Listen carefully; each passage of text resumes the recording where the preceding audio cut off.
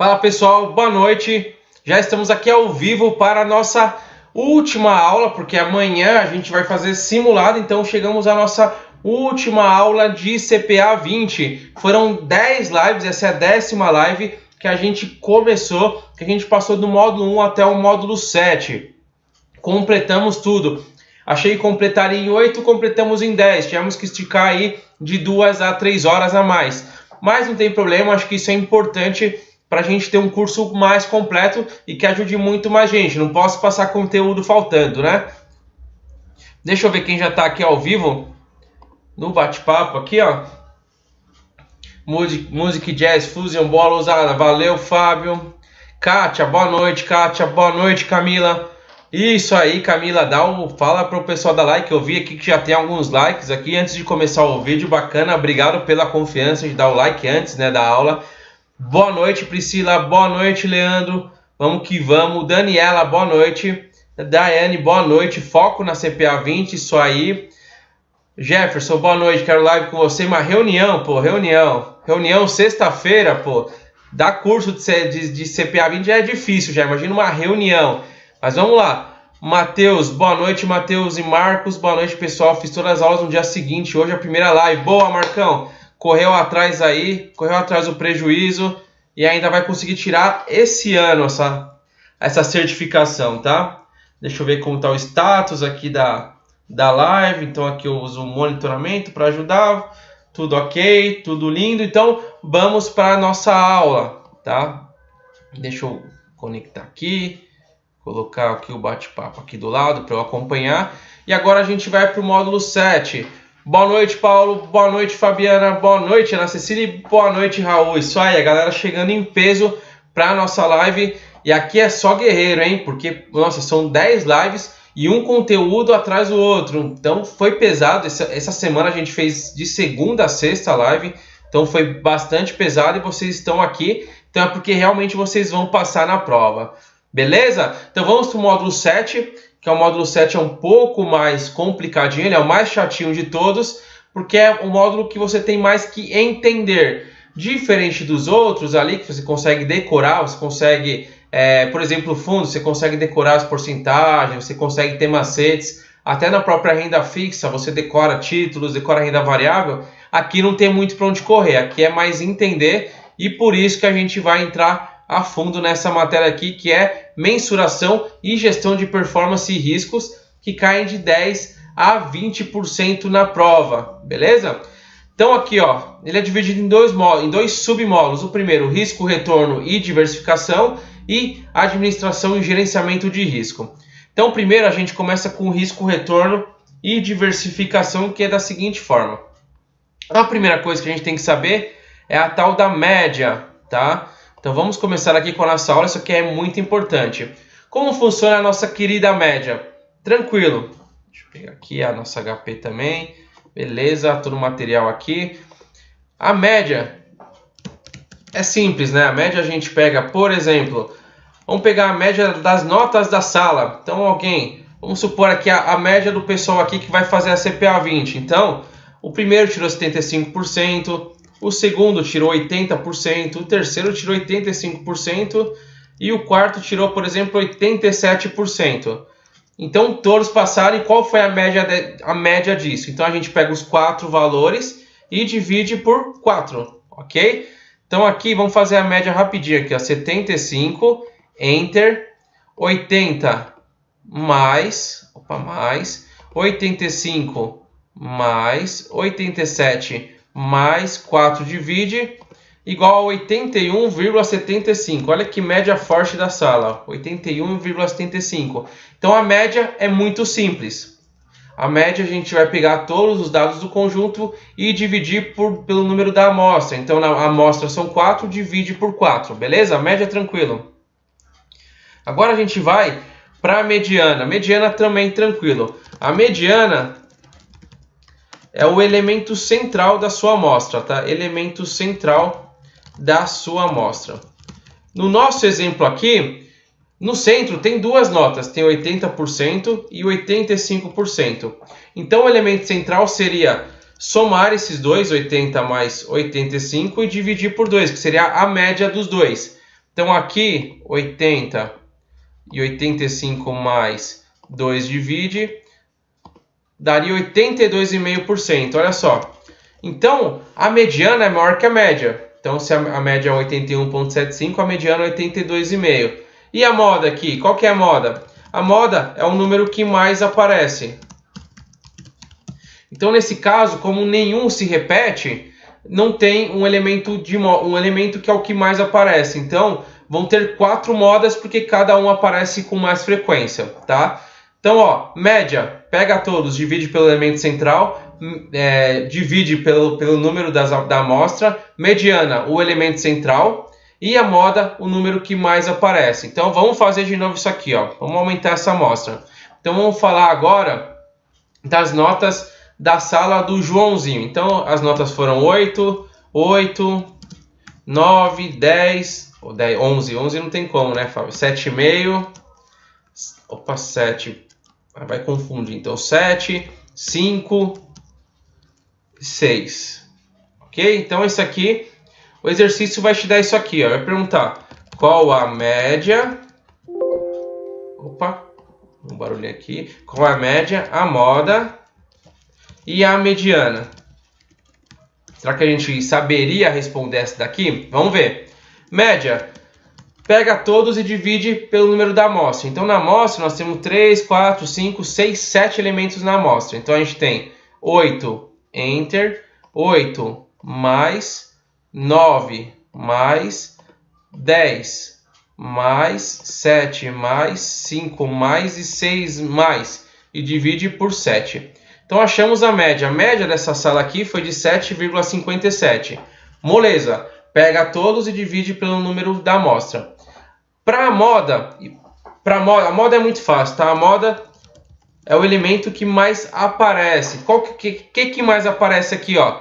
Tá vendo? O 8 aparece 2 vezes e nenhum outro aparece 2 vezes. Então a moda é 8. A moda é o elemento que mais aparece. E agora sim, para a mediana, o ideal é a gente organizar a base de dados para a gente achar o elemento do meio. Então vamos organizar lá, ó. O mais baixo foi o 5, depois foi o 6, depois foi o 7, depois tiveram 2, 8, depois o 9 e o 10. Qual que é o elemento do meio? Vamos separar aqui, ó, o elemento do meio é o 8, ó. Tá bem no meio o 8, então a mediana é 8, igual a moda. Então a mediana é sempre o elemento central. Fábio, se tivesse mais um número aqui, vamos supor que aqui fosse 10, tá? Alguém tirou outro 10. Seria um número par. Aí aconteceria o que eu falei, o que eu mostrei. Então, se tem número par, o elemento central vão ser os 2 do meio. Então, aqui como são 8, ó, esses 2 aqui, ficou fácil, né? Esses 2 do meio aqui a gente soma e divide por 2, que também vai dar 8, beleza? Então, mediana, número ímpar é logo o do meio. Número par, então, número ímpar não. Amostra de número ímpar, que foram 7 na amostra, aí a gente pega o elemento do meio. Se for para a amostra, no caso aqui são 8 da amostra, a gente pega os 2 do meio e divide por 2 para a gente saber a média dos dois, beleza? Então, os 3 aqui caem na sua prova, que é média simples, mediana e moda. Seguindo aqui, a gente começa a pegar um assunto um pouquinho mais chato aqui, que é a tal da variância e desvio padrão, que a gente chama muito de volatilidade de um ativo, volatilidade de um fundo, tá? Então, a variância, ela mede a dispersão em torno da média, tá?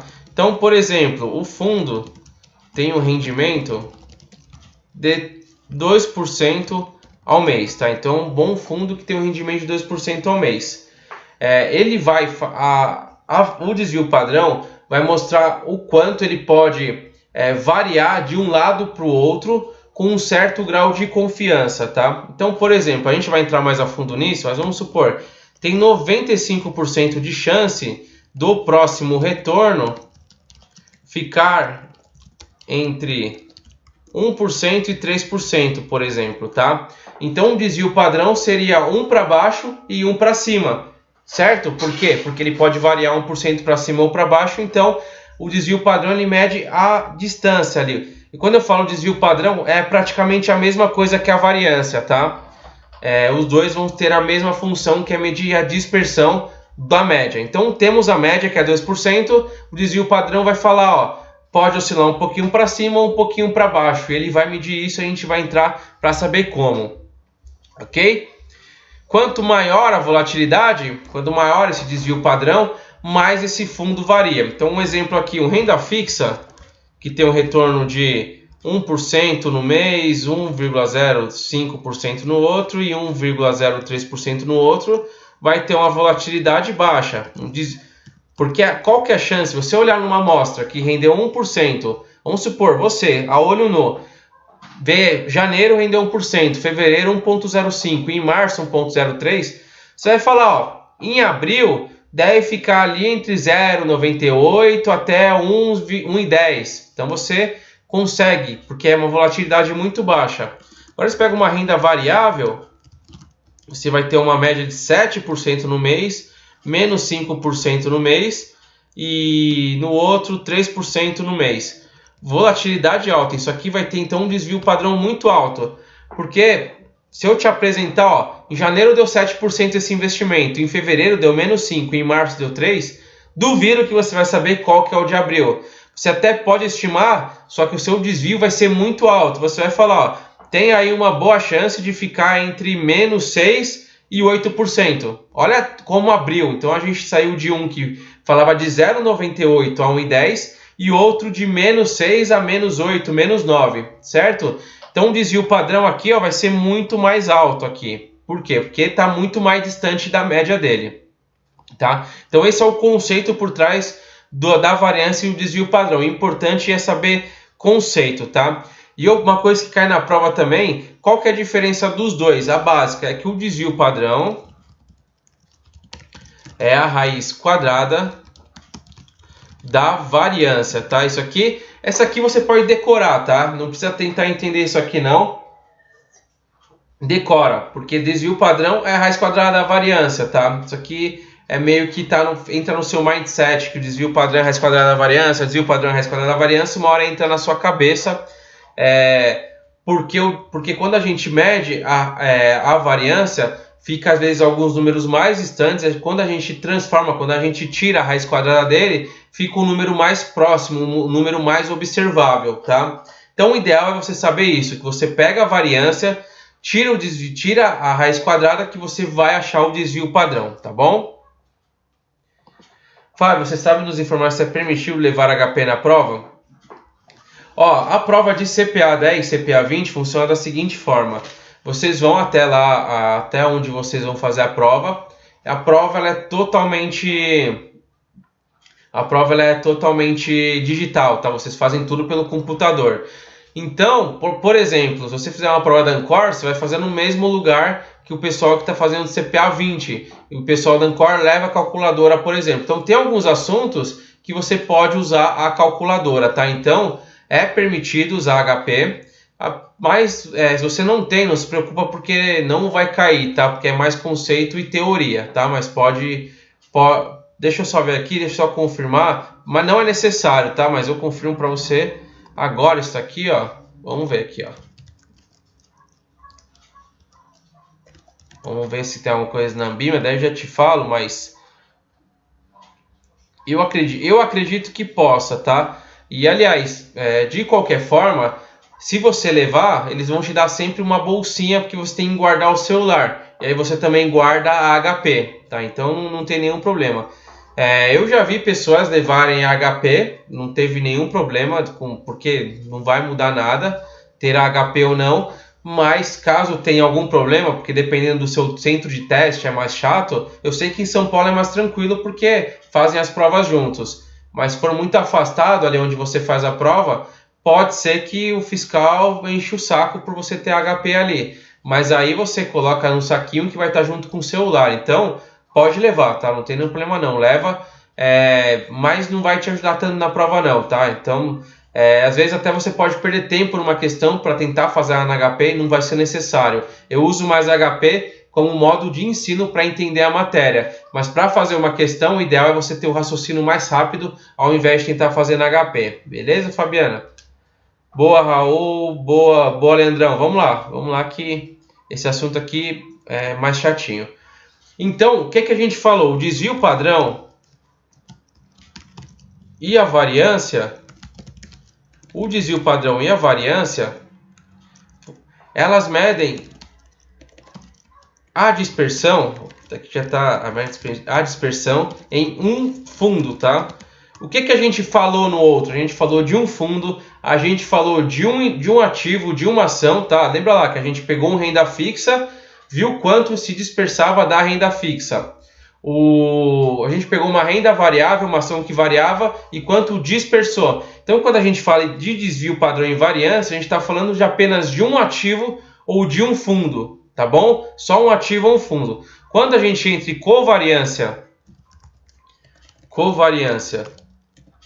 e correlação, a gente está falando de dois fundos. Olha a diferença, a gente está falando de dois fundos. Então, a gente está tentando relacionar um ao outro, o quanto um impacta o outro. Por exemplo, a correlação forte. Correlação forte. Bradesco e Itaú, né? Bradesco e Itaú. Ou seja, quando as ações do Bradesco sobem, muitas vezes o do Itaú sobe também. Então, eles têm uma correlação muito forte. Quando um sobe, o outro sobe. Ok? Correlação negativa. Ou correlação negativa, tá? Aqui eu até vou mudar o nome. De vez de forte, eu vou falar positiva, que pode cair na sua prova, tá? Correlação positiva é quando um sobe, o outro sobe também, tá? Então, quando um sobe, o outro sobe também. Certo? Quando um sobe, o outro sobe também. A correlação negativa, vamos lá. Uma correlação negativa forte é, por exemplo, juros e bolsa, né? Por quê? Porque quando os juros sobem, fica mais atrativo você aplicar em juros e a bolsa cai. Você sai da bolsa. E quando os juros caem, os investidores eles param de querer ganhar juros e vão para a bolsa. Então a bolsa sobe, a bolsa cai. Entenderam o conceito? Ó? Os juros a 15%, vamos supor, o juros está a 15%. Você iria entrar na bolsa? Dificilmente não. Dificilmente sim, desculpa. Por quê? Porque se você está ganhando 15% sem ter risco, para que você vai correr risco na bolsa?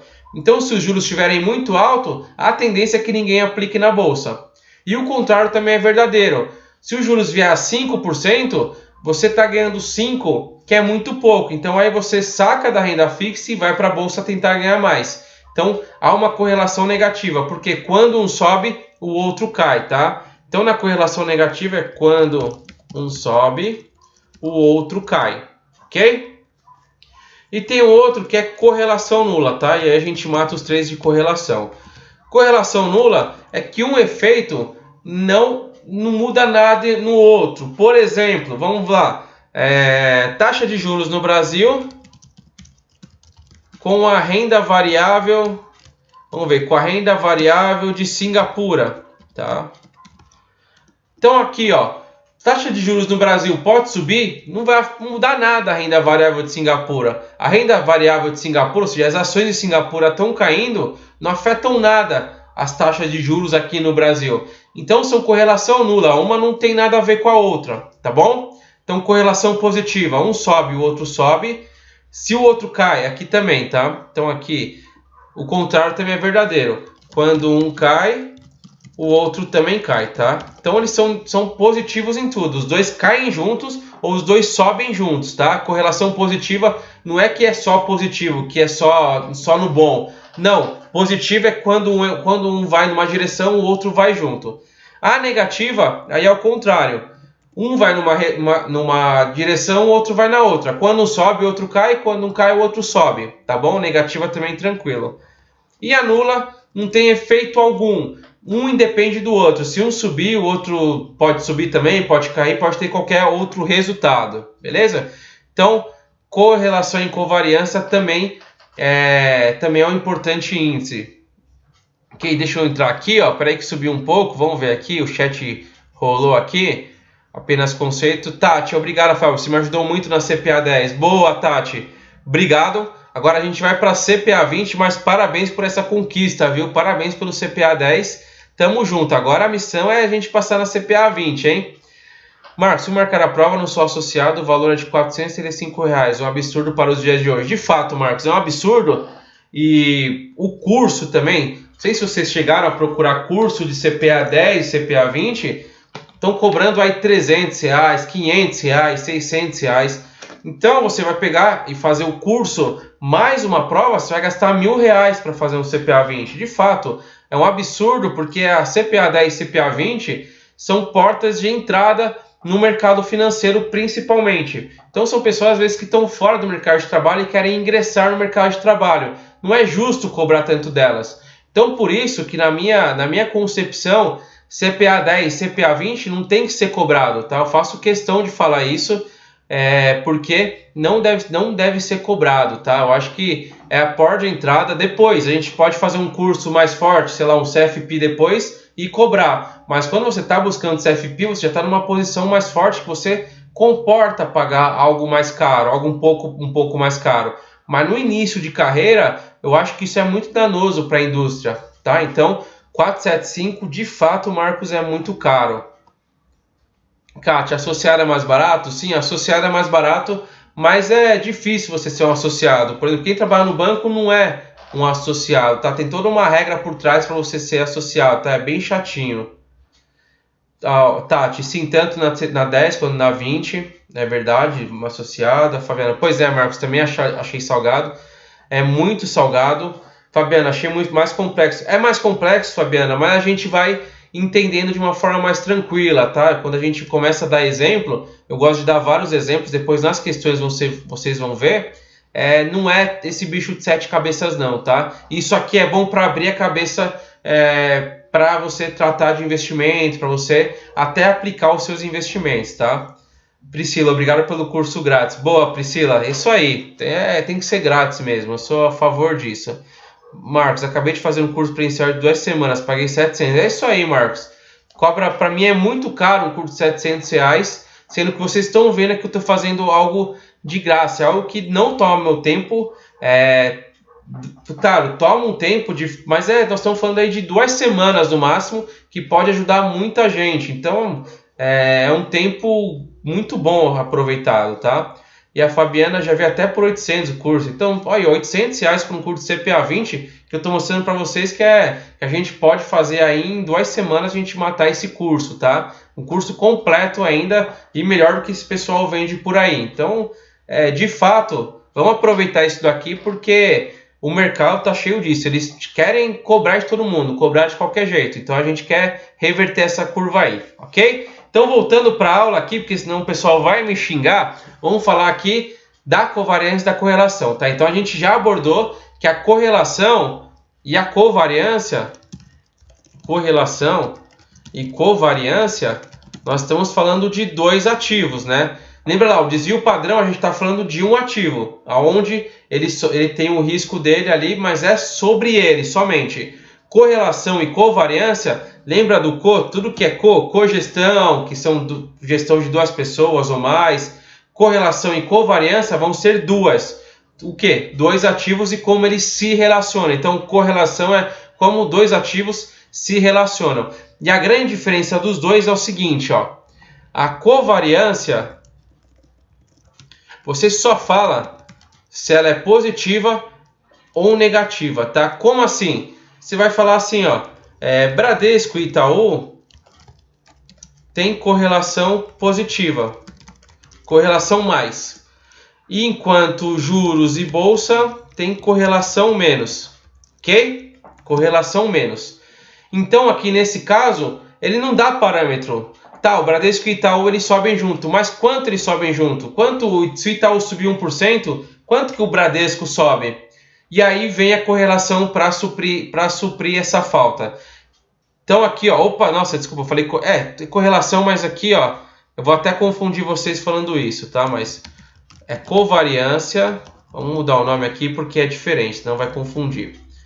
Então aqui, ó, covariância. Então a covariância, ela só vai falar se é positiva ou negativa. Ela não vai dar parâmetros, ela não vai dar números, tá? Então covariância não dá números, só fala é mais ou menos. Já a correlação, ela vai dar números, tá? A correlação vai dar números. E aí a gente vai do menos 1 até 1. Sendo menos 1 uma correlação mais negativa e 1 uma correlação positiva e o 0 uma correlação nula, tá? Então vamos entender isso aqui, ó.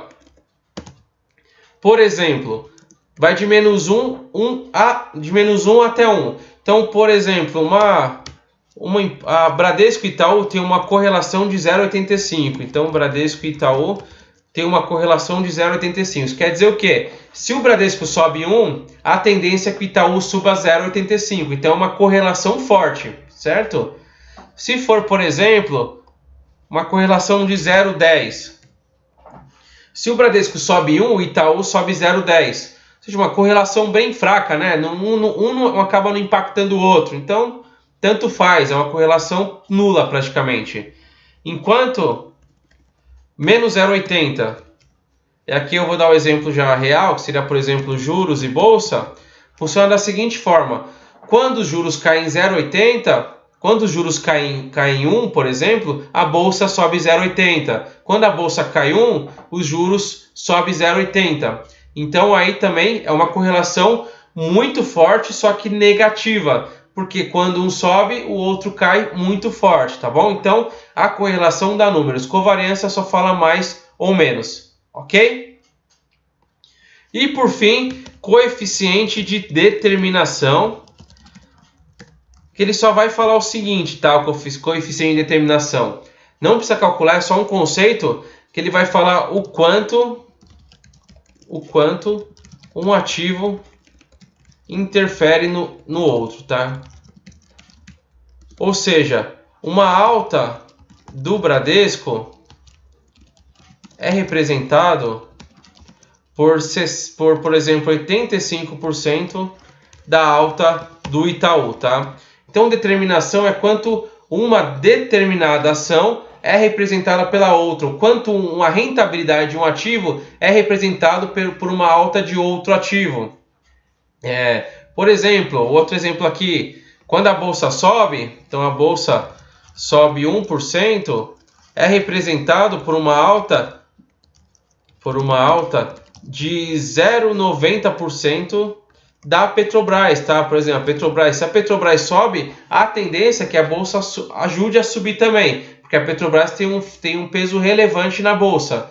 Então, um impacta o outro. Então, 1% de alta na bolsa é determinado por 0,90 da Petrobras, ok? Então, coeficiente de determinação, ele determina quanto um ativo depende do outro. Vamos lá.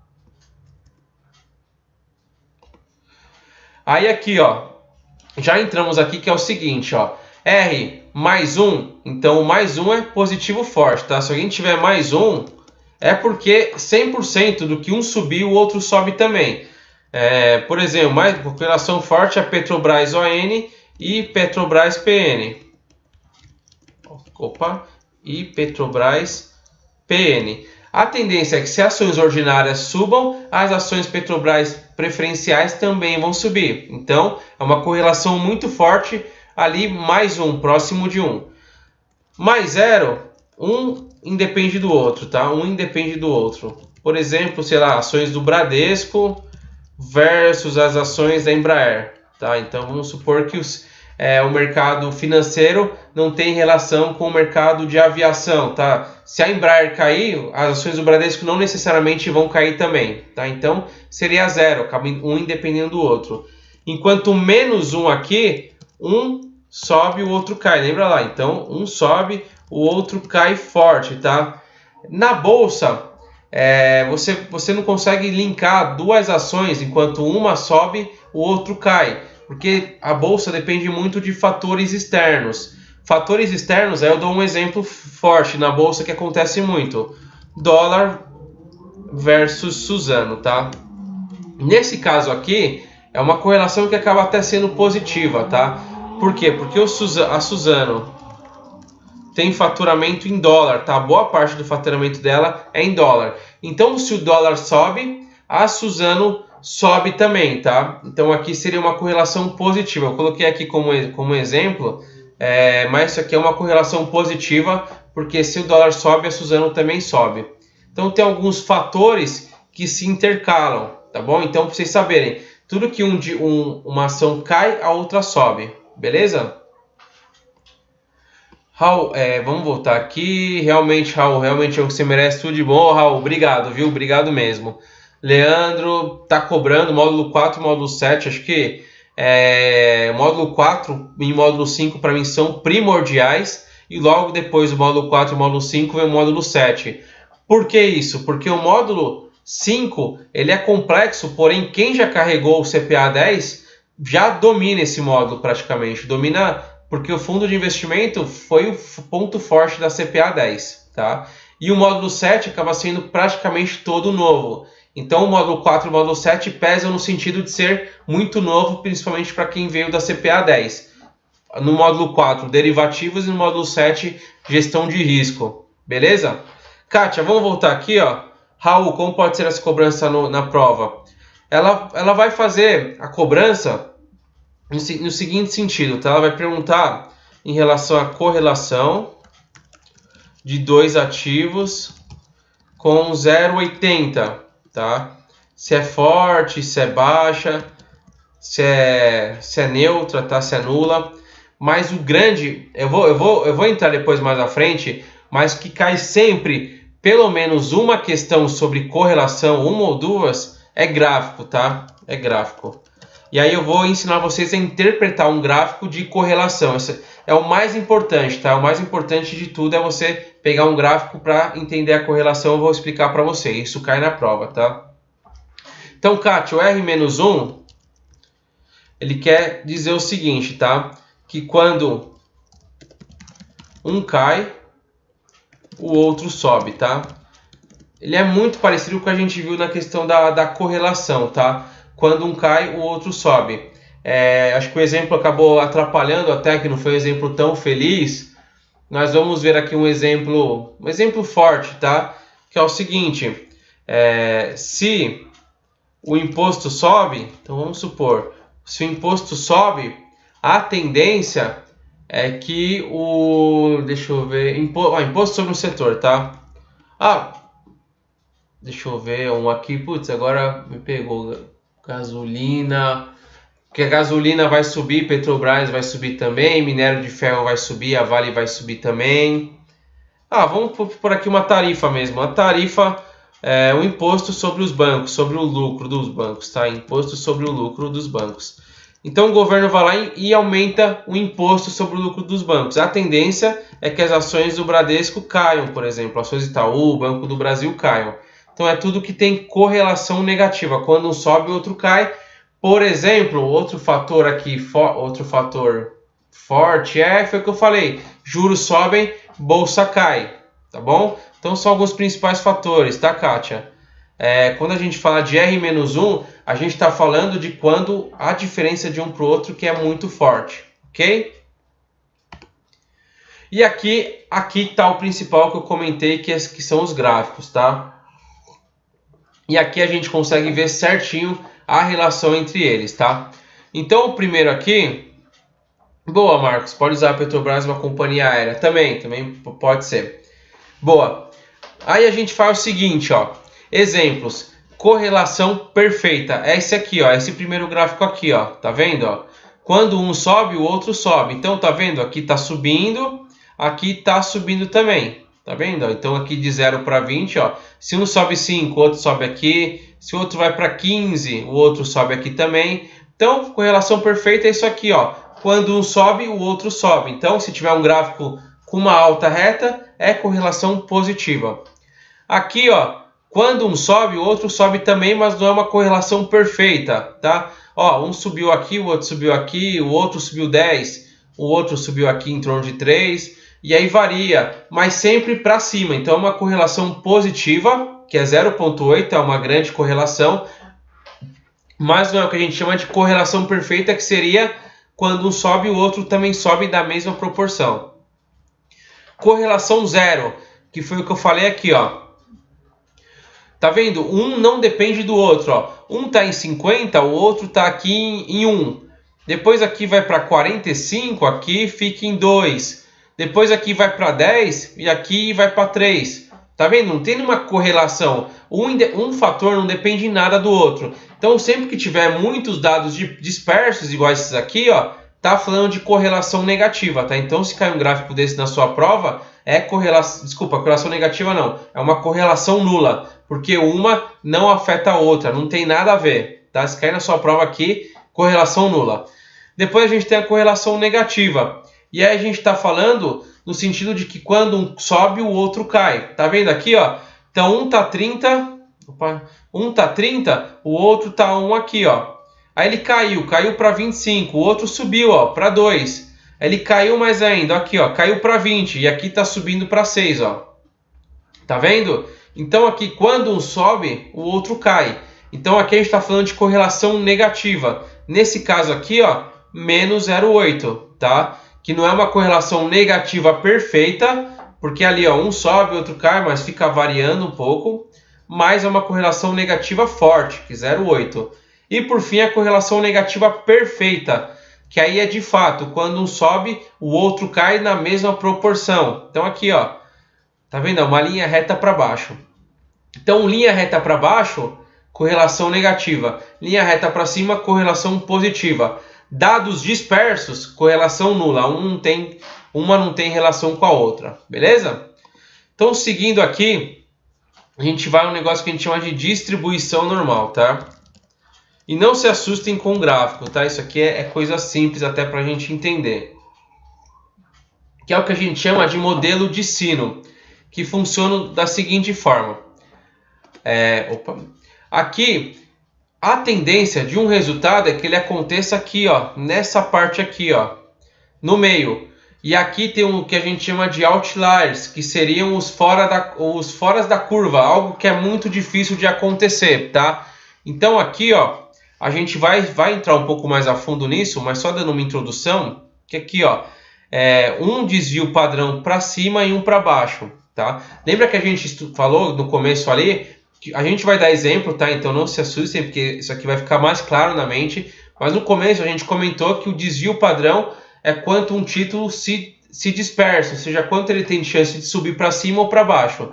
Então esse título, que seria por exemplo, esse título representado por essa distribuição normal, ou esse fundo, ele tem uma chance de ficar até aqui e de ficar até aqui, tá bom? Só que ele tem uma chance de 2 de ficar daqui até aqui, ó. Tá vendo? Por quê? Porque aumenta a chance. Quanto maior a amostra, mais a chance de acontecer. E o 3, ó. Tá vendo? A chance aumenta muito, ó. Então ele tem tudo isso aqui, ó. Se ele tiver chance 3 para baixo ou para cima, tá? Vocês vão entender melhor. Eu sei que tá confuso isso aqui e que é um pouco chato. Mas a distribuição normal quer mostrar isso. Que tudo, a grande maioria, o intervalo que a gente chama de confiança, tá tudo aqui, ó. Tá em um desvio padrão, ok? Andando, aí a gente vai entender agora com um exemplo, tá? Então aqui, ó, distribuição do consumo de lubrificantes no período entre o pedido de compra e a entrega, tá? Então a gente vai fazer a média dele primeiro. A média aqui são 15 litros, ok? Então aqui, ele entrega, em média, o pedido, ele distribui em torno de 15 litros em média, tá? 15 litros. E aí ele vai fazer o seguinte, ó. Dessa média aqui, ó. Dessa média de 15 litros, ele vai ter um desvio padrão. Por quê? Porque no mês ele entrega 18, no outro ele entrega 25, no outro ele entrega 10 litros, no outro ele entrega 8 litros, tá? Todos em litros aqui. Então, 15 litros não é algo trivial, não é? Ele não vai entregar 15 litros todos os meses, tá? Ele vai variar. E qual que é esse grau de confiança, Fábio? Que é o seguinte, ó. Me dá um grau de confiança aí que ele vai ficar de 14 até 16. Me dá um grau de confiança que ele vai ficar aí de 10 até 20. E é isso que eu quero mostrar para vocês. É isso que a distribuição normal quer dizer, tá? Então o risco disso daqui, que é o desvio padrão, é de 6, tá? Igual a 6, que é esse símbolozinho aqui, ó, de 6 litros, tá bom? Então ele desvia, ou seja, a dispersão dele é 6 litros. 6 livros não, 6 litros. Tá bom? E aí tem alguns números mágicos que é o que a gente vai ter que decorar até esses números mágicos, que funcionam da seguinte forma, que é o 68%, tá? 95%, a gente vai entrar até aqui, ó, e 99,7%, tá? Que são os 3 números mágicos, que são da seguinte forma. Aqui, ó. O 68%, a gente está falando aqui, ó, de um desvio padrão, tá? Um desvio padrão. O 95%, a gente está falando de 2 desvio padrão. E 3, a gente está falando de 3 desvios. Vamos falar de desvios, né? Desvios padrões. Tá? Agora, bora entender isso aqui de fato, tá? Então, vamos falar primeiro de um desvio padrão. Então, tem 68% de chance, isso é decorado, tá? Tem 68% de chance de um desvio padrão, ou seja, de ele subir 6 ou cair 6, ok? 6 para cima ou 6 para baixo, porque um desvio padrão, ele é igual a 6 litros, tá? Então, ele oscila 6 para cima ou 6 para baixo, beleza? Então, 68% igual a um desvio padrão. Então, a gente vai pegar a média, que é 15, e vai colocar para cima, que é mais 6, que vai dar 21, e para baixo, 15 menos 6, que é 9, né? 9. Então, você tem a chance de 68% de estar no próximo mês entre 9 e 21 litros, ok? Captaram isso? Então, um desvio padrão é 68% de chance para baixo ou para cima, tá? Pode ser confuso aí, mas vamos embora aí, ó. Para cima ou para baixo, a gente segue assim. Quando a gente aumenta o grau de confiança, a gente aumenta o número de desvio padrão, tá? Então, a gente vai aumentar aqui, ó, para 95%, que é o que a gente falou de desvio padrão. Então, a gente vai para 2 desvios padrões. E aí a gente tem o seguinte fato aqui, ó. Tá aqui. Um desvio padrão é 6, correto? Agora, 2 desvios padrões é 6 vezes 2, tá? Então, aqui, 6 vezes 2, tá? Vou colocar aqui em parênteses. E aqui, 6 vezes 2, tá? E aqui, ó, 6 vezes 2 igual a 12, mais 15, 27. E aqui, 6 vezes 2 igual a 12, menos 15 igual a 3. Então, aqui tem 95% de chance de estar entre 3% e 27%. Sacaram a ideia? Ó? A gente tem 68% de chance de estar entre 9 e 21. Ah, Fábio, eu quero uma confiança maior, eu quero ter mais certeza de qual vai ser o litro que a gente vai entregar. Então tá bom, você quer ter mais certeza? Então vou aumentar a amostra. Então vou colocar 2 desvios padrões. E aí você aumenta o grau da amostra. Aí você fala, então tá bom, então cravo para você que você tem 95% de chance, ou seja, muito alta, de estar entre 3 e 27 litros, tá bom? Opa, que tu confunde, tá? Então tem 95% de chance de entregar de 3 a 27 litros, ok? 3 a 27 litros. Tá aqui. E 68% de chance de estar ou de entregar de 9 a 21 litros. E aí você dá dois ponderadores para o seu cliente. Você vai falar para ele, ó, você quer a média é 15, a gente entrega em média em 15 litros por mês, porém a gente pode entregar, a gente tem 95% de chance de entregar de 3 a 27 ou 68% de chance de entregar de 9 a 21. Beleza? Então aqui o desvio padrão é isso, tá? Então o desvio padrão a gente soma com a média para saber qual que é o grau de dispersão de um ativo, ok? A gente fez aqui um exemplo de consumo de lubrificantes, tá? E aí também é um tipo de exemplo. A gente pode trabalhar com fundos também, tá? Quer ver? Vamos falar de fundos, ó.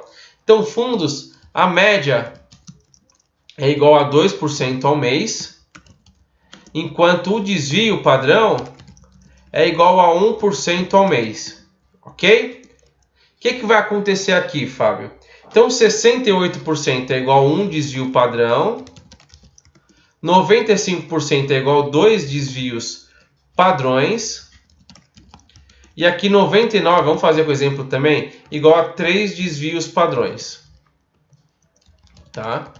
Então, a gente tem a média do fundo. O fundo rende 2% ao mês em média. Com qual desvio? Com um desvio de 1% ao mês. Ok? E aí, como que funciona isso? Eu tenho 68% de chance. 68% de chance de... Então, a gente pega a média, que é 2%. Então, aqui é a média.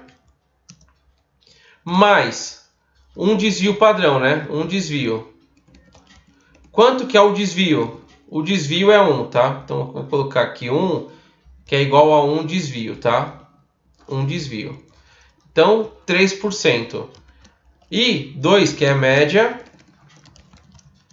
menos 1, que é um desvio também, tá? Porque ele tem a chance de ser um desvio para cima ou para baixo, que daria 2 menos 1 igual a 1%.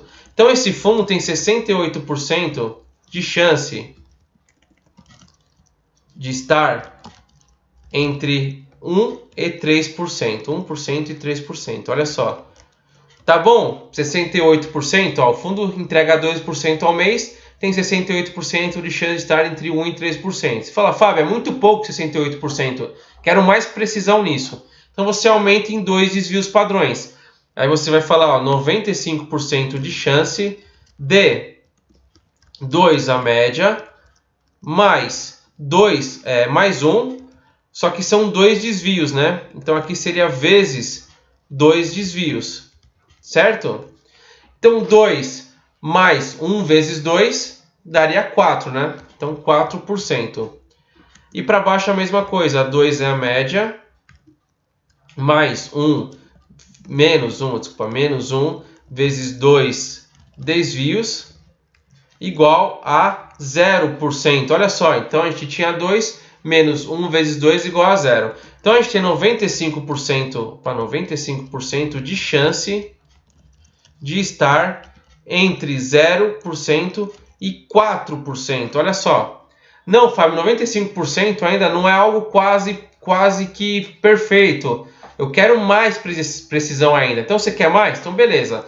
Então a gente vai falar que 99,7% de chance de... Da seguinte forma. 2 média mais 1 vezes 3 desvios. Olha só. Então você quer certeza? Então a gente vai aumentar essa amostra. 2 mais 1 vezes 3, 5%. E para baixo a mesma coisa. 2 média mais... menos 1 vezes 3 desvios, igual a 2 menos 3 igual a menos 1%. Então, 99,7% de chance de estar entre menos 1 e 5%. Menos 1 e 5%. Então, aqui, quanto maior o grau de confiança, maior vai ser o valor da amostra, para garantir que caiam nisso. Então, resumindo aqui, ó, vamos apagar isso aqui, ó, que a gente vai ter o resumo das 3 estruturas do que a gente fez aqui, ó. Então, essa estrutura aqui, ó, então tá aqui, ó. Então, essa estrutura aqui, ó, esse fundo que tem uma média de 2%, ele tem um desvio padrão de 1%, ou seja, ele dispersa ali de 1% para cima e 1% para baixo. Esse fundo tem 68% de chance de estar entre 1% e 3%, ele tem 95% de chance de estar entre 0% e 4%, e ele tem 99,7% de chance de estar entre menos 1% e 5%.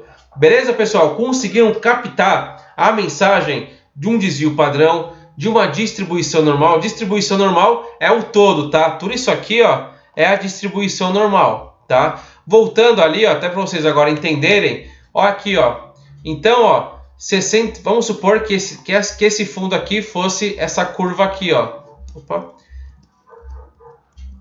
Tá aqui, ó. Vamos supor que esse fundo aqui fosse essa curva. Então seria da seguinte forma, ó. 68% de estar entre 1 e 3%. Então, ó, entre 1 e 3% vai ser isso aqui, ó. 68% de chance de estar entre isso aqui, ó. Quer aumentar a amostra? Então tá bom. Então tem 95% de chance de estar entre 0 e 4. Então a gente aumenta daqui até aqui, ó. Então a gente aumenta o grau de confiança. Ah, quer aumentar mais? Então a gente aumenta para 3 desvios padrões, que seriam daqui até aqui. Então tem 99,7% de chance de estar entre aqui e aqui, que seria de menos 1 e 5%. Porque pensa, ó, um fundo que tem uma média de 2% todo mês e ele tem um desvio padrão de 1%, é muito difícil que ele vai dar menos 1 ou então vai dar mais de 5%, tá bom? Então tem uma lógica por trás aí para captar o raciocínio.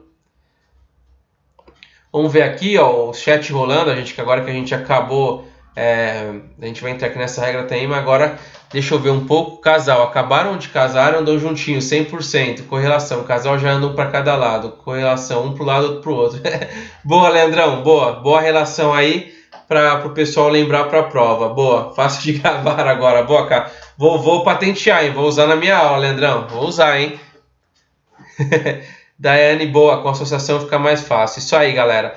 Marcos Paulo, sempre vocês vão usar isso. 68, 95 e 99, tá? Na prova, ele pode falar 99 ou 99,7, tá? Ele pode usar os dois, então pode gravar 68, 95 e 99. Sempre é isso, ok? Raul, quanto mais desvios, mais volatilidade. Não seria mais quanto mais desvio, seria quanto maior o valor do desvio, tá? Dá um exemplo para você aqui, ó. Então vamos supor que aqui fosse 3%, então a gente aumentou bem o desvio padrão. Então a chance de estar entre o patamar vai aumentar muito, tá bom, Raul? Vai aumentar muito, porque a média de 2, só que o desvio é de 3. E aí a gente voltando aqui, ó, agora vamos fazer rapidinho que a gente já pegou as manhas. Então seria 2, um desvio, 2 mais um desvio, que seria de 3, né? O desvio é 3. Então seria 2 mais 1 mais 3 igual a 5%, certo? E aqui 2 menos 1 desvio. E quanto que é um desvio? É 3, né? Então 2 menos 3 igual a menos 1%. Então, ó, pode ver aqui, ó. Aqui a gente já mata aqui para saber, ó. Então, a gente aumentando o valor do desvio, aconteceu isso aqui, ó. Ficou 68% de chance de estar entre menos 1% e 5%. Com um desvio de apenas 1, que foi o outro caso, isso aqui era em 99,7%. Olha a diferença. Então, quanto maior o valor do desvio, maior a volatilidade, tá? Então, quanto maior o desvio, maior a volatilidade. Beleza, Raul? Então, seguindo aqui na aula, vocês viram aí que não é tão difícil assim, né? A gente pegando o conceito não fica tão difícil. E aí a gente entra cada vez mais para mostrar, para sempre fixar. Às vezes alguém fica mais fácil vendo uma curva de sino, que é isso aí, vendo o gráfico. Tem gente que aprende mais explicando ali, vendo no bloco de notas, na fala, enfim, cada um vai pegar de um jeito. Então eu gosto de colocar todos e aqui acaba sendo uma aula repetitiva realmente para vocês gravarem isso. Então aqui, ó, 68% dos valores se encontra-se em um desvio padrão, ou seja, aqui, ó, 68% vai estar aqui. 95% dentro de 2 desvios padrões, que é isso aqui, ó, 95% aqui, ó. E por fim, 99,7% entre 3 desvios padrões, que aí a gente aumenta a amostra. Beleza? Mais uma forma de interpretação, ok? E aqui tem a questão do intervalo de confiança, tá? Então, o intervalo de confiança são usadas para indicar a confiabilidade de uma estimativa. É uma forma de estimativa também. E aqui o intervalo de confiança pode ser usado para descrever o quão confiáveis são os resultados de uma pesquisa. Foi isso que a gente fez, tá? Então, aqui mais um exemplo para vocês verem, ó. De acordo com uma pesquisa sobre intenção de votos, 40% pretendem votar em um certo partido, ok? É possível calcular um intervalo de confiança de 99% de toda a população para a proporção de toda a população com a mesma intenção de voto, que pode ficar entre 30% e 50%. Também é possível calcular um intervalo de confiança de 90% para a proporção de toda a população com a mesma intenção de voto, que neste caso, então 90%, ficaria entre 37% e 43%, tá? Então aqui, ó, quanto maior... Isso aqui, na verdade, é mais um exemplo só para mostrar aonde pode ser utilizado isso, e utiliza-se muito isso aqui nas pesquisas, nas intenções de voto, né? Quando a gente passou há pouco por uma eleição, lembra lá, ó, o candidato teve 35% das intenções de voto, com um grau de confiança de 95%, de 2 para cima ou 2 para baixo. Ele está falando disso, tá? Isso que a gente aprendeu agora é isso, é estatística pura, tá? Então aqui não se concentre, esse 90% aqui esquece, tá? Esse aqui que está colocado aqui no exemplo, isso aqui vocês nem vão usar, mas é para exemplificar na prática. Porque, Fábio, aonde que eu uso isso? Você viu todo dia nas pesquisas.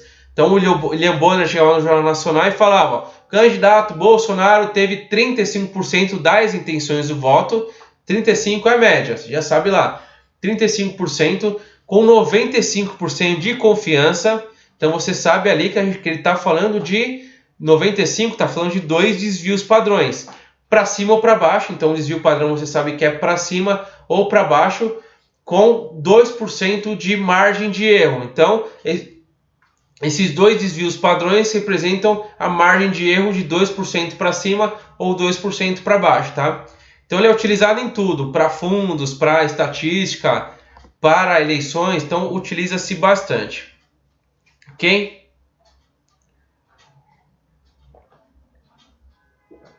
E aqui, isso aqui, a prova utiliza, isso aqui são valores mais reais, tá? Mas na CPA 20 ele arredonda, tá? Por quê? 68% vai ser igual a 1 desvio, como eu comentei. 95% vai ser igual a 2 desvios. E 99,7% vai ser igual a 3 desvios, tá? Na CPA 20, eles arredondam, tá? Então, eles usam essas três porcentagens aqui. Mas, quando a gente for falar de CEA, de outras certificações, aí a gente tem que usar um número dele, o número mais real dele, que, por exemplo, 95% vai ser 1,96. Na prova CPA 20, arredonda. Aqui, ó, 90% vai ser 1,64. Na prova nem cai, tá? Nem cai 90% na CPA 20. E 99% é 2,57. Aí 99,7 seriam 3 desvios padrões, tá? Então, pode passar esse slide aqui, ó. Nem se concentra nele, tá? Concentra nesse bloco de notas aqui embaixo. Beleza? Saindo disso, beleza, pessoal? Questão de desvio padrão, tranquilo, né? Ó, vamos fazer bastante exercício depois, simulado, pega lá o simulado para fazer o módulo 7, para vocês fixarem mais isso. Mas a parte mais difícil desse módulo 7 é colocar na cabeça de alguém que não conhece de mercado, de desvio padrão, de correlação, de distribuição normal. Se vocês entenderam isso, ótimo, pô, porque isso aqui é a parte mais difícil, aqui você quebra a cabeça. Eu lembro quando eu entrei no mercado financeiro, eu não entendia patavida nenhuma disso. Eu olhava esse gráfico de sino, legal, subiu 2, caiu 2. Eu não entendia nada disso, tá? Então, se vocês estão entendendo isso, vocês deram um passo gigante, tá? Porque é uma matéria realmente difícil, tá? Muita gente do mercado financeiro hoje não conhece, não sabe falar de desvio padrão, não sabe falar de volatilidade, de grau de confiança, tá? Porque é um assunto realmente chato e difícil. Então, quem conseguiu aprender isso de fato, já sai bem na fita aqui, tá? Porque na prova é teoria, tá? Então, eu usei tudo para exemplificar para vocês como que funciona, mas na prova é totalmente teoria. Vocês têm que decorar mesmo, ó. 1%, vocês decoram, mas entendendo. Entendendo por quê? Quando tem um desvio padrão, menor é a dispersão, então menor vai ser o grau de confiança. Quando é 3 desvio padrão, maior é a dispersão, então maior também é o grau de confiança. Você aumenta a sua porcentagem de acerto, tá? Então é importante saber a teoria e por isso que eu fiz questão de enfatizar tanto o número para vocês verem na prática como funciona. Isso, Marcos Paulo, considera sempre os desvios padrões baseado na porcentagem, tá? 68% igual a 1, 95% igual a 2, 99,7% igual a 3, tá bom? Então a gente entra aqui na parte de graus de tipos de risco, tá? O que a gente viu? Ó, lembra lá, módulo 2, hein? Risco de imagem e risco legal, né? Então a gente já viu esses dois. Aqui a gente vai complementar. Risco de imagem, Lava Jato, né? Lava Jato mostrou bem o que é risco de imagem. Quando um executivo é preso de uma companhia, as ações caem, o mercado vê ele de outros olhos. Risco legal, aqui é impossibilidade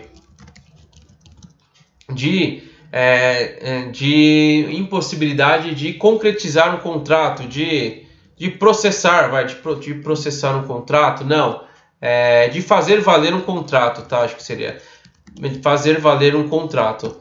Então você faz um contrato com algum terceiro e a hora que o terceiro não paga e você quer abrir um processo contra esse terceiro, você quer colocar na justiça, você não colocou as cláusulas certas. Então você fica impedido de acionar esse terceiro na justiça. Então isso é um risco legal. Você não consegue processar ele, tá? Então isso aqui a gente já viu, é só recapitulação, tá? Marcos Paulo, a prova não me dá o número de desvios? Pode ser, é mais o contrário, tá? Mas a prova pode ser que ela te dê 2 desvios padrões e aí você vai saber que é 95%, tá? É sempre um relacionado ao outro. Então, um desvio pelo movimento contrário se é 68%, 2 igual a 95% e 3 igual a 99,7%, tá? Então, Marcos, ele pode falar de um jeito ou de outro, ele usa mais a porcentagem, mas é bom saber do outro jeito. Tá bom, Marcos? Então, entendi a pergunta, não tinha captado na primeira. Beleza? Então, imagem e legal. Agora a gente vai entrar em outros tipos de risco mais focado em investimento, tá? São 4, que o primeiro é o risco de mercado. Mercado, oscilação pura, tá? Oscilação pura, volatilidade. O que tem risco de mercado muito alto? Bolsa, né? Porque bolsa varia muito. Então, quanto mais volátil é o preço de um ativo, maior é o risco dele de mercado, tá? Então, falou de oscilação, falou de volatilidade, é risco de mercado. Depois a gente entra no risco de liquidez. Liquidez, o ativo mais líquido é aquele ativo que você consegue converter mais facilmente em dinheiro. Então, qual que é o ativo menos líquido? Imóvel, né? Porque imóvel, você vai pensar, ó, agora eu quero vender o meu imóvel. Nunca que você vai receber isso em dinheiro no outro dia, tá? Impossível, porque você vai colocar a venda, vai ter corretor, vai passar por cartório, vai fazer um monte de coisa. Você não consegue transformar em dinheiro do dia para a noite. Agora um CDB, por exemplo, você consegue vender na hora. Ó. Você está aplicado no banco lá, 100 mil reais, você faz assim, ó, só dá o comando via internet mesmo, já cai na sua conta, já está livre ali o dinheiro para você utilizar, tá? Então liquidez, o risco de liquidez é o risco de você não conseguir converter o seu ativo em dinheiro. E caso você queira converter esse ativo em dinheiro, você vai pagar um pênalti. Por quê? Pensa no imóvel novamente. Se você quiser vender no dia, você pode vender. Então, um imóvel que vale 1 milhão de reais, se você oferecer por 300 mil, você vende na hora. Então, o cara vai lá no cartório e você consegue para amanhã essa venda. Agora, vender pelo preço justo, que é o de 1 milhão, vai demorar. Aí vai vir comprador, vai olhar o apartamento, vai vir corretora. Para você vender pelo preço justo, demora. Para você vender com um belo desconto, é na hora. Então, o imóvel tem um risco de liquidez muito forte, tá bom? Então, para vocês saberem aí, para vocês lembrarem, liquidez tá ligado a transformar um ativo em dinheiro, tá? Então, quanto mais difícil transformar um ativo em dinheiro, menor é a sua liquidez, tá? Crédito. Crédito é o mais tranquilo, porque crédito é dívida, tá? É o calote. Então, risco de calote é o risco de crédito. O risco de você aplicar numa empresa e essa empresa quebrar. Então, você compra uma debênture, compra um CDB. Você compra um CDB, coloca investe em um CDB de um banco pequeno. E esse banco pequeno quebra. Isso é risco de crédito. Tanto é que o FGC, que a gente viu que é o Fundo Garantidor do quê? Fundo Garantidor de Crédito. porque é quando o banco lá atrás, o banco que você aplicou quebrou e você não vai receber o pagamento disso. Então, é risco de crédito. Então, é dívida calote e impossibilidade de honrar dívidas, tá? Honrar dívidas. Então, quando a empresa que você aplicou, por exemplo, via debenture, você comprou um título da empresa, a empresa quebrou, ou ela está passando por um momento difícil, ela não consegue te pagar, você corre um risco aí de calote e um risco de crédito. E por fim, o operacional. O operacional é risco de falha no processamento da operação, ou então é um risco aonde você erra por digitar. É o famoso, aqui ó, eu costumo falar que é o tal do dedo gordo. Por quê? Quando o cliente liga para você e fala assim, ó, eu quero comprar 100 ações da Petro ordinária a R$25.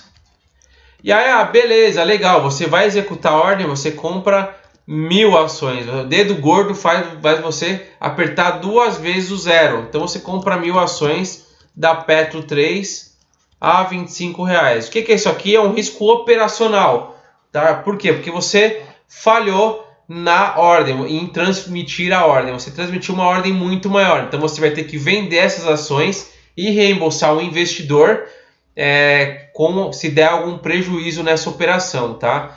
Então o risco operacional, lembra o dedo gordo, que é você apertar ali e sair um número a mais. Beleza?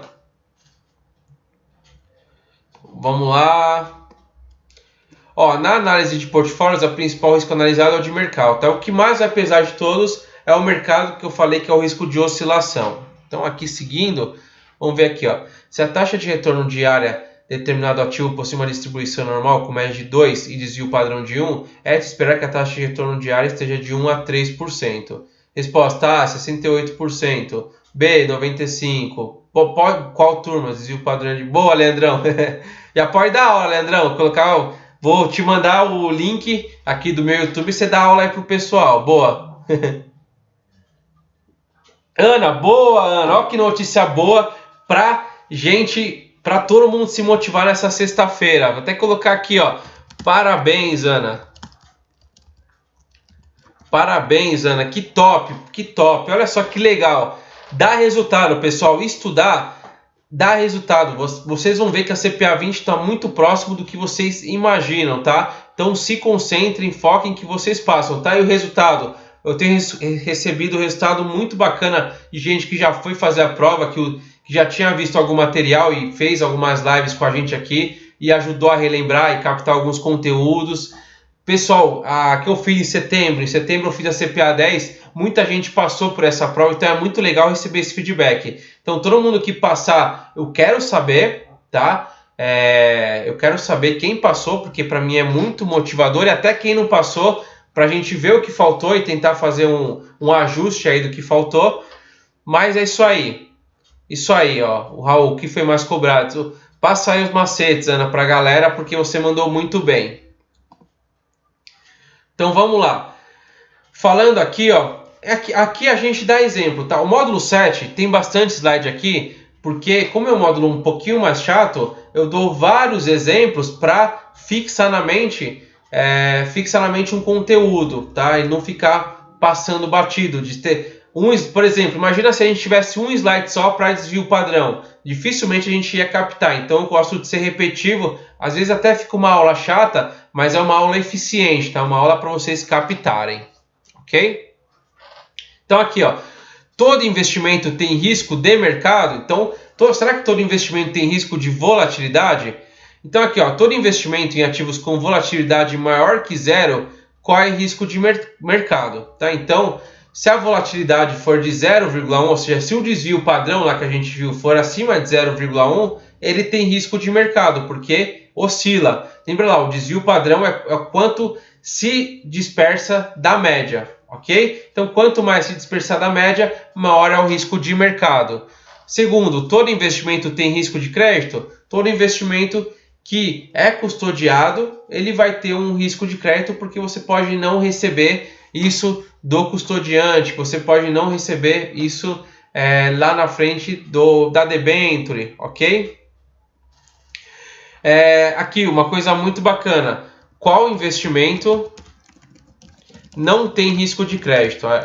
Agora a gente vai ficar com a pulga atrás da orelha. Ações, tá? Ações. Opa, ações. Por quê? Ações, lembra que eu falei? Quando a empresa ela emite ações no mercado, que é o via IPO, é quando ela capta dinheiro, né? Então, quando você entra numa ação via IPO, que seria na entrada, você tá colocando ali, pagando, sei lá, R$20 por ação, esses R$20 por ação vai para a empresa. A empresa colocou no bolso. Depois, as ações foram para o mercado secundário. E no mercado secundário é apenas troca de ativos. Então, quando você vai lá, você entra na bolsa lá e compra ações da Petrobras, você não está comprando direto da Petrobras, você não está colocando dinheiro para a Petrobras. Você está simplesmente pegando o ativo, a ação de outro investidor. Então, você está só trocando a ação. Então, ele está se desfazendo e você está comprando. Então, R$20 por ação, esses R$20 que você vai pagar agora vai ser para o outro investidor. E aí quando você vender suas ações, os R$20 vão para você. Então por isso que não tem risco de crédito, não tem como você tomar um calote por isso. E a bolsa ela garante tudo. Então quando você opera na bolsa, você já deixou uma margem de garantia na bolsa, que é que você vai pagar por esses ativos, tá? Então pode cair na sua prova qual ativo não tem risco de crédito, é bolsa, são ações, ok? Seguindo aqui, todos os ativos têm risco de liquidez, mesma coisa, muitos não têm, muitos têm esse tipo de risco, tá? Então muitos têm o risco de liquidez, porque é muito difícil hoje qualquer ativo você transformar ele em dinheiro rapidamente pelo preço justo, tá? Até as próprias ações mesmo, se você for vender uma quantidade alta, dificilmente você vai conseguir vender pelo mesmo preço, porque você não vai ter muitos compradores para a sua venda, e quanto menos compradores tiver para a sua venda, menor vai ser o seu preço, tá? Aí é lei da oferta e demanda pura, ok? E operacional, se tiver algum processo envolvido, que foi o que eu comentei, que tem um corretor, um operador colocando a ordem, pode haver risco operacional, beleza? Passando aqui, ó, então a gente entra no tal de seleção de carteiras e modelo Markowitz, que é o seguinte, ó, rating. O rating, ele está muito ligado ao retorno, tá? Rating e retorno. Rating é o grau de risco. O grau de risco, tá? Então o risco free tá aqui, ó. De um lado a gente tem o retorno, do outro lado a gente tem o prazo. Primeiro fator preponderante aqui, ó. Quanto maior o retorno, quanto mais longo for o prazo, maior é a volatilidade e maior também é o potencial de retorno, tá? Então, maior o prazo, maior a possibilidade de retorno e maior a volatilidade, tá? E o outro fator aqui, que é o fator do gráfico, é quanto maior o grau de risco, maior é a rentabilidade também, tá? Se você for comprar ações do banco que tem um rating muito bom, ele vai te dar uma taxa menor. Agora, se você for comprar a mesma coisa de um banco pequenininho, esse cara vai te dar uma taxa muito maior, porque é muito maior o risco de crédito, de você não receber, e por isso é justo que ele te pague muito mais, tá? Então esse gráfico ele exemplifica bem isso, tá? E aí o que você faz? Eu quero diminuir o meu risco. O que eu faço? Diversificação, tá? Então a diversificação, ela reduz o risco total da carteira, tá? Então tem a diversificação, que é você colocar não todos os ovos na mesma cesta, tá? Exemplo aqui, ó, exemplo fácil. Temos aqui, vamos supor que você aplique 100% na Petrobras. Na Petrobras. Se o governo taxar o preço do petróleo, por exemplo, taxar o petróleo, petróleo na bomba, por exemplo, o petróleo na bomba agora vai ter uma taxa maior de imposto. A tendência é que as ações da Petrobras caiam, tá? Ações caem. Então, se você tem 100% das ações e elas caem 5%, você perdeu 5% em 100% dos seus ativos. Agora, se você diversificasse o mínimo, colocasse 25% em Petro, 25% em Bradesco, 25% em Vale e 25% em Ambev, a Bembev, então, que seria a empresa lá do Jorge Paulo Lema, empresa de bebida famosa, a Bembev, você sofreria 5% somente da Petrobras, tá? Então isso reduziria o seu risco a muito pouco, tá? Por quê? Vamos pegar aqui HP para a gente ver quanto que ficaria. 5 Enter, 25%, ou seja, você em vez de perder 5%, você perderia apenas 1,25%, ok? Então a diversificação é muito importante por conta disso. Quanto mais você diversificar, maior é a chance de você perder menos, ok? Então diversificação é importantíssimo. E a gente segue aqui, ó, risco diversificável e risco sistemático. Então a gente segue aqui, ó, da seguinte forma, olha só que legal. Então a gente separa os riscos em duas formas, tá? Que é o risco sistemático e o risco não sistemático. O risco sistemático, o nome já fala, tá? É o risco do sistema, é o risco total, é o risco de mercado, tá? Não seria nem total, seria risco de mercado, seria o risco, olha só, o risco não diversificável. Você não consegue diversificar, não diversificável, ok? Pelo seguinte, vamos voltar para nosso exemplo lá. A gente aplicou 25% em Petrobras, 25% em Bradesco, 25% em Ambev e Vale. Isso aconteceu, um exemplo desse risco foi 11 de setembro, né? O que aconteceu 11 de setembro? Independente da ação que você tinha, todas caíram, todas, porque foi um evento catastrófico. Então esse evento de 11 de setembro, ele teve um risco sistemático para o mercado. Então você não consegue diversificar isso, é impossível, tá? Então uma parte da carteira você não consegue diversificar. Agora a outra é o que a gente chama de risco diversificável. Ou risco específico. Por quê?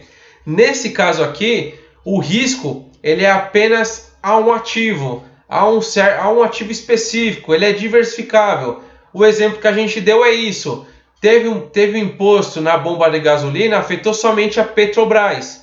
Então é um risco específico. A gente consegue diversificar esse tipo de risco, porque ele não afeta todos os ativos. Ou seja, o imposto na bomba de gasolina não afeta em nada o Banco Bradesco, o Banco Itaú, a Telefônica Brasil, então não afeta. Então é um risco diversificável, tá?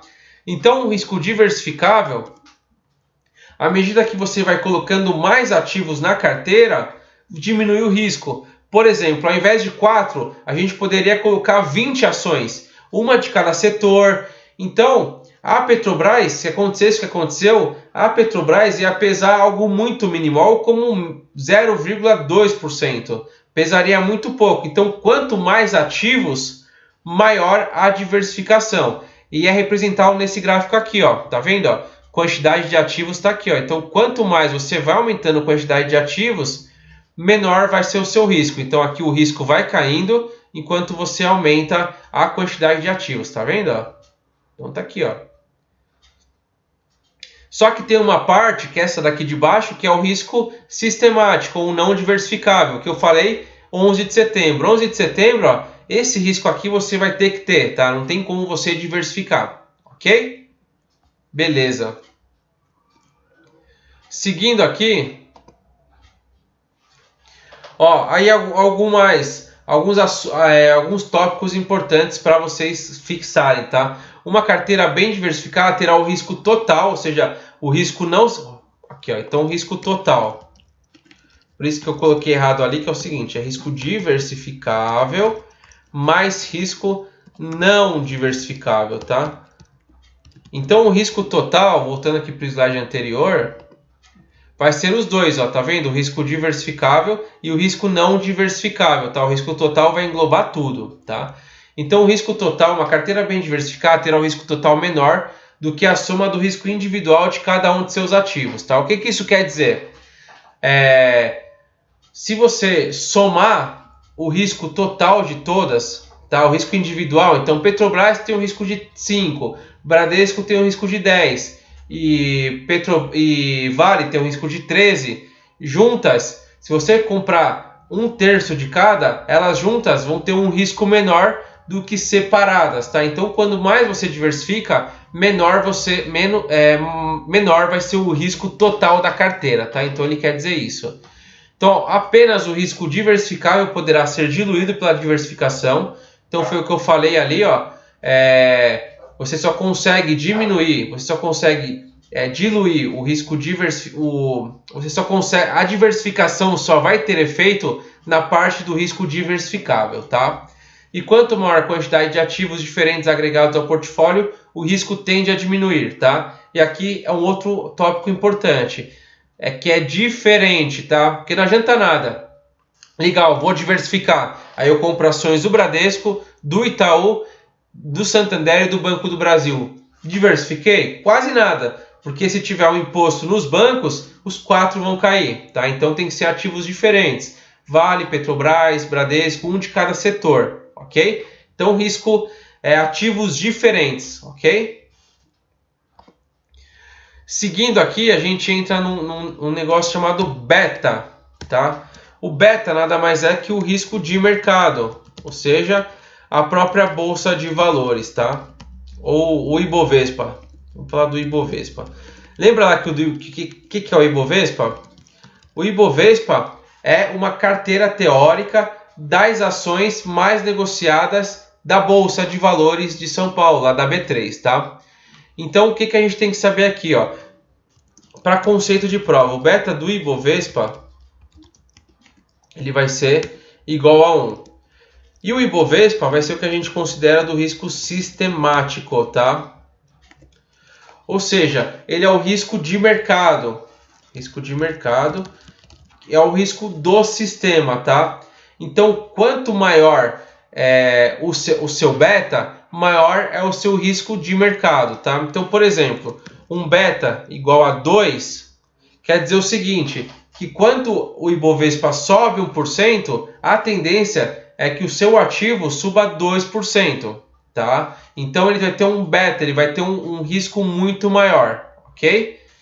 E aqui um beta negativo, vamos supor lá, um beta negativo não, um beta de 0,5%, quer dizer o seguinte, que quando o Ibovespa sobe 1, o seu ativo sobe 0,5%, olha isso, então Ibovespa subiu 1%, seu ativo sobe 0,5%, então ele tem um risco menor de mercado, tá? Então, risco menor de mercado e aqui um risco maior de mercado, beleza? Mas o que vocês têm que fixar aqui, ó? Que o beta do Ibovespa vai ser sempre igual a 1, tá? Porque ele é o risco de mercado, o mercado é a própria bolsa, ok?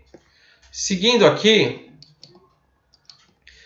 foi o que eu falei aqui, ó. Então, mais um exemplo, então vamos fixar aqui, ó.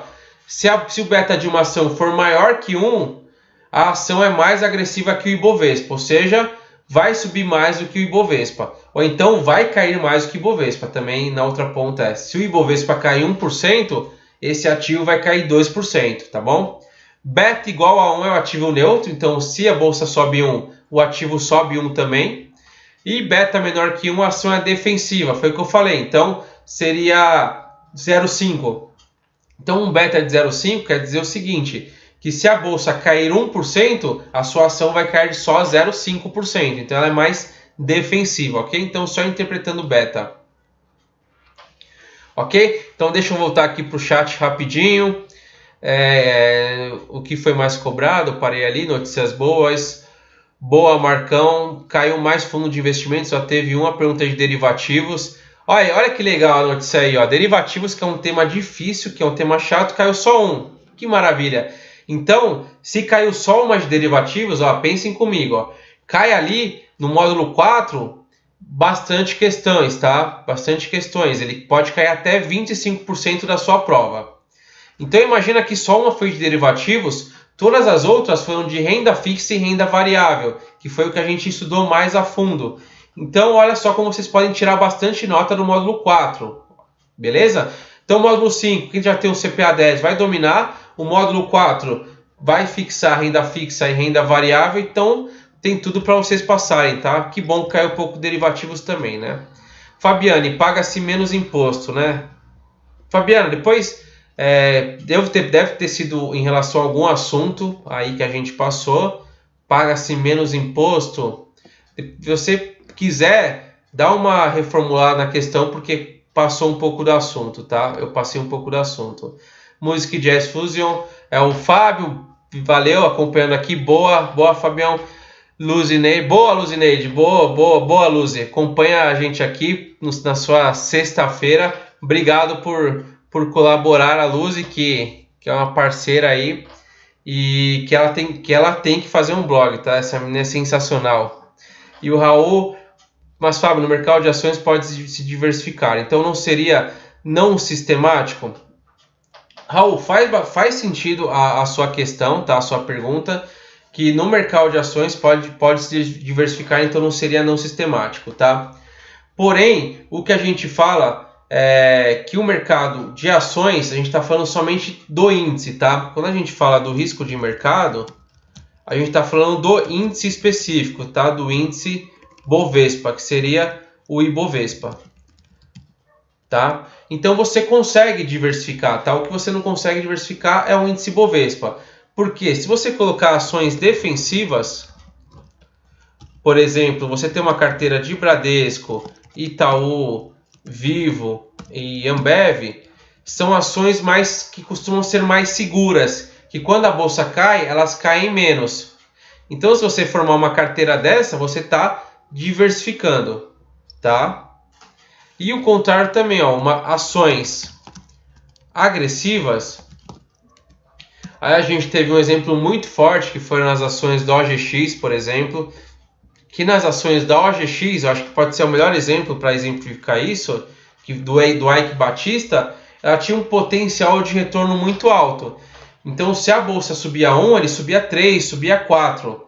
Então, se você tiver uma carteira composta só de ações agressivas, aí você acaba diversificando menos, tá? Por quê? Porque você está buscando um risco muito maior, tá bom? Então, a gente não pode confundir diversificação de grau de risco, tá bom? Pelo seguinte, tá? Se a gente colocar o OGX3 e colocar mais 3 ações agressivas e taxarem em uma dessas ações agressivas aqui, ó, por exemplo, uma delas, você também diversificou uma parte, que você vai sofrer somente em uma das ações. Então não confunda muito o conceito de diversificar com uma carteira mais agressiva ou menos agressiva, tá? Só lembre-se disso, que carteira de mercado é o Ibovespa, tá? E o Ibovespa é igual a 1, tá bom? Beta é igual a 1. Beta do Ibovespa é igual a 1, tá? E quanto beta maior que 1, mais agressivo. Beta menor que 1, menos agressivo. Ok? Beleza. Então aqui, ó, risco de mercado absoluto versus relativo, que é o seguinte, Fábio. Ó, a gente está falando de... Lembra que a gente falou do retorno absoluto e do retorno relativo, que funciona da seguinte forma. Vamos aqui, ó. O absoluto é quanto você ganhou de fato. Fábio, o meu rendimento foi aqui, ó, de 1% no mês. Lembra lá, então esse aqui é o retorno absoluto. E o relativo é relativo a algum benchmark, a algum referencial. Então, o meu retorno relativo foi de 98% do CDI. Ok? Absoluto, 1% ao mês, relativo 98% do CDI. tá? Então aqui vai ser a mesma coisa quando a gente fala de risco de mercado, porque o risco de mercado absoluto ele vai estar em números absolutos aqui, ó, que seria um risco de mercado menos 0,50% e em novembro menos 0,65%. E o relativo menos 0,80% do CDI ou então menos 123% do CDI, tá? Então relativo é relativo a algum benchmark e absoluto é um número absoluto, é um número cravado, tá bom? A gente entra aqui também no índice de Sharpe, tá? Índice de Sharpe a gente está falando de performance, ou seja, quanto maior, melhor, tá? Quanto maior, melhor. Pelo seguinte fato aqui, ó, a gente está falando de eficiência. Então, a gente tem dois exemplos aqui, ó. Tem um risco, você tem um investimento que tem um retorno de 20% e um risco de 15%. E você tem um outro investimento que tem um retorno de 20%, porém com um risco de 3%. Qual que você aplicaria? Você aplicaria no segundo. Apesar dos dois terem o mesmo retorno, um tem um risco muito menor. Então o índice de Sharpe ele vai medir essa eficiência do fundo, a eficiência em entregar um retorno maior em relação ao risco, tá? Então o índice de Sharpe vai fazer o seguinte, ó. Índice de Sharpe vai ser igual ao retorno. Então vamos supor que o retorno do fundo foi de 10%. Menos o retorno do ativo livre de risco, que seria, por exemplo, a Selic. Selic está 6,5%.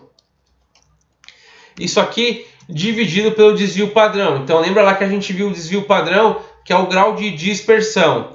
Então o desvio padrão aqui, que seria o risco, é de 3%. Então o índice de Sharpe desse ativo, desse fundo, desculpa, vai ser 10. Tá aqui, ó, 10 menos 6,5 dividido por 3. 10, 6,5 menos 3 divide igual a 1,17. Então o índice de Sharpe vai ser 1,17, tá? É um bom índice de Sharpe. Agora vamos supor um retorno de um fundo de 7%, ou seja, teve um retorno menor.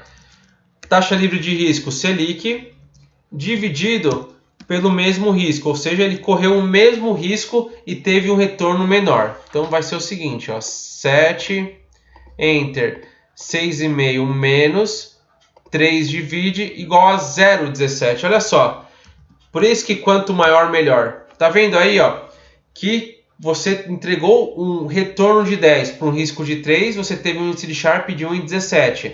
Você entregou um retorno de 7 com um risco de 3, você teve um índice de Sharpe de 0,17. Então olha a diferença. Por isso que quanto maior, melhor, ok? Então índice de Sharpe também importante para a sua prova. Beleza. A gente está vendo aqui que a gente está estourando aqui 9 horas. Deixa eu dar uma olhada aqui que a gente já tem aqui que dá para resumir. Trainer, performance, é mais resumido. Dá para a gente terminar isso daqui. Beleza, isso aqui também é tranquilo, tá? Então vou fazer o seguinte, ó. Eu vou concluir esses três aqui, esse assunto de Sharpe, Trainer, para a gente acabar o 7.1. E amanhã a gente faz esse 7.2 aqui e começa a fazer as questões, tá? Isso aqui vai ser rápido para a gente fazer também, tá? Porque são mais conceitos, tá? É mais conceitual. Então, algo mais tranquilo aqui para a gente explorar. Então, para a gente falar, ó, índice de Sharpe. Então, a gente tem o índice de Sharpe normal, que foi o que eu falei, que é o original, que é o retorno do fundo menos o retorno do ativo livre de risco dividido pelo desvio padrão de fundo, e tem o modificado, tá? E aqui ele vai ser dividido pelo que a gente chama de VaR, tá?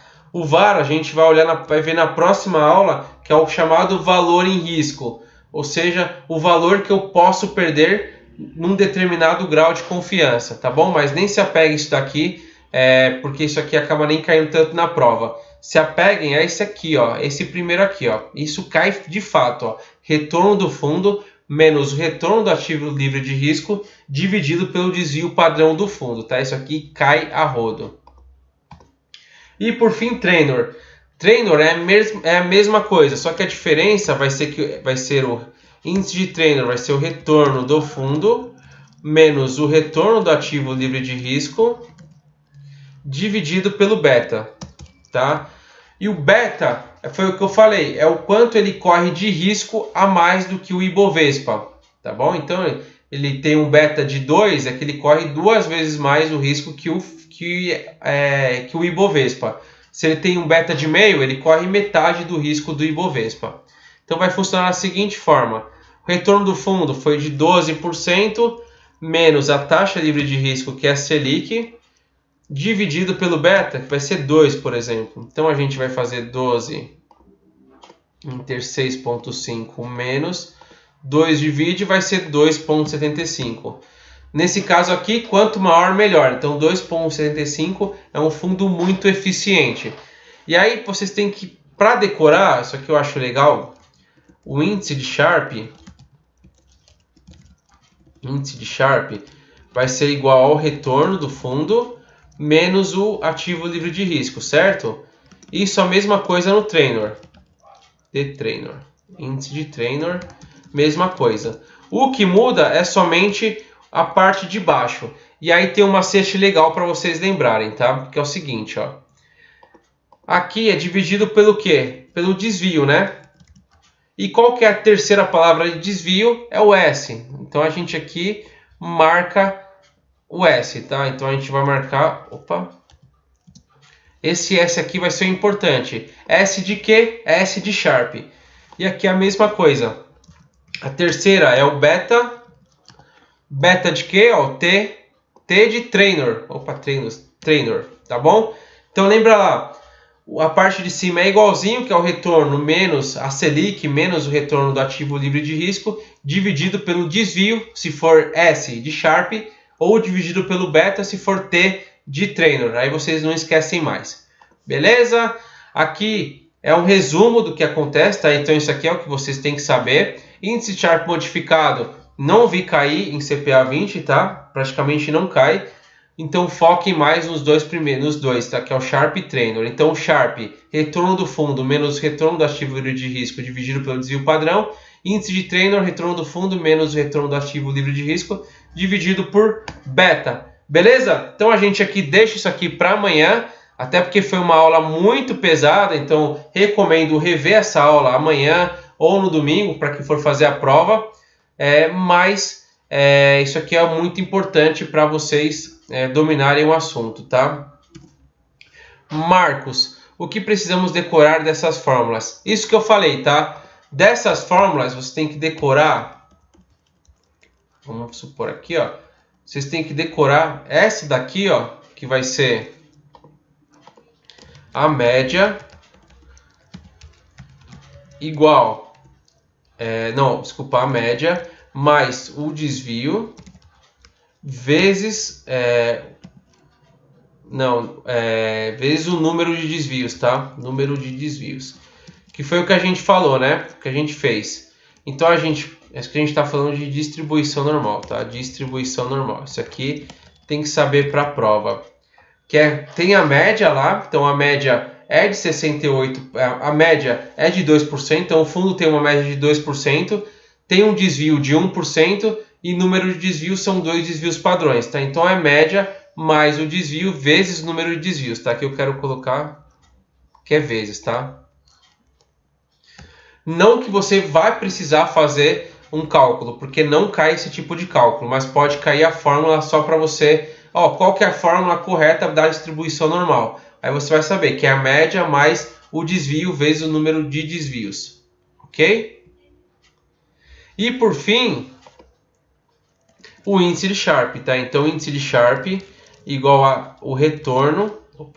índice de Sharpe igual ao retorno do fundo menos a taxa livre de risco dividido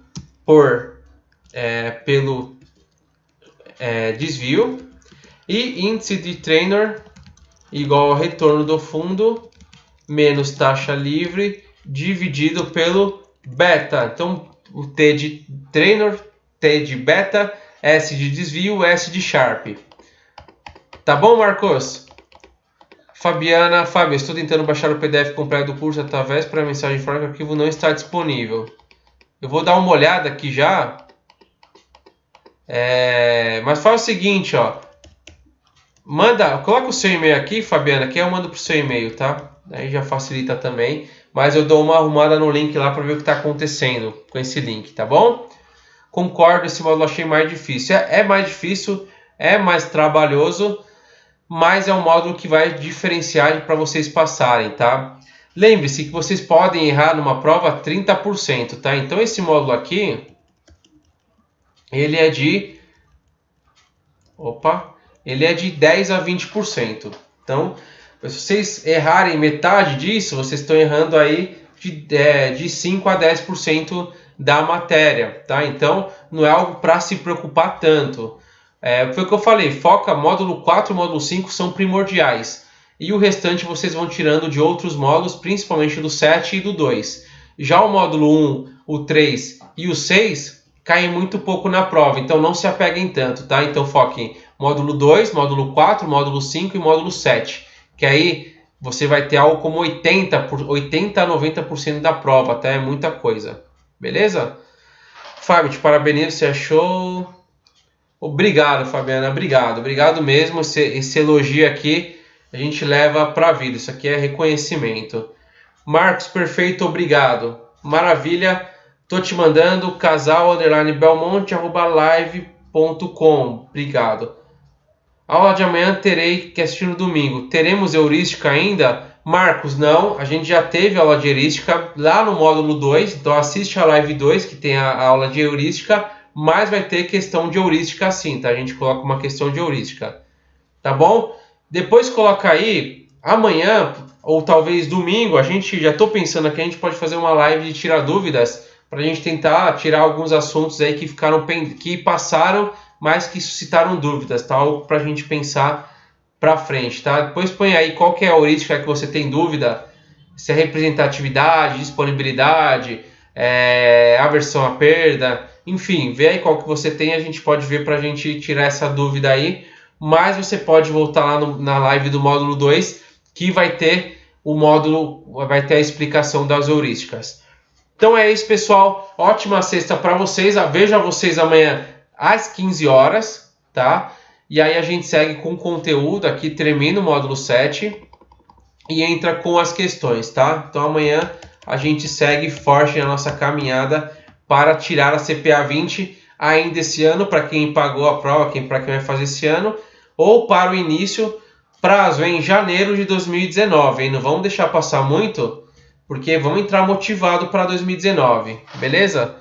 João, você não sabe, imagino como tem me ajudado. Pô, João, bacana, muito legal ouvir esse feedback de vocês. Isso aqui é o que me anima a fazer o Acorda Mercado toda manhã. Tenho ouvido feedbacks muito bom sobre isso.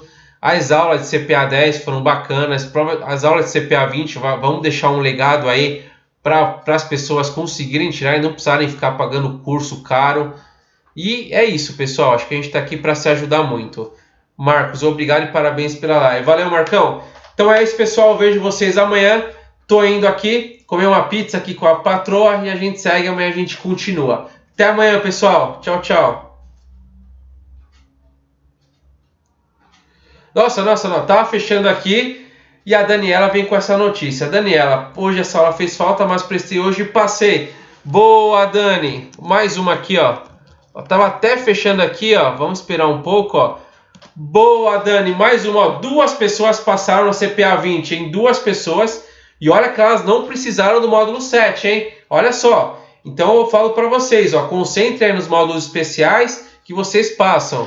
Muito legal. Obrigado, viu, Dani? Obrigado, parabéns. Leandrão, tamo junto também. Mais uma motivação aí para vocês, ó. Nessa live, 2 pessoas falaram que passaram. Então, vocês passam. Pode ter certeza que vocês passam. Esse conteúdo aqui é matador para vocês irem para a prova e passarem, tá? É focado na prova, no que cai mais. Beleza? Então é isso. Até amanhã. Abraços, beijos. Tchau, tchau.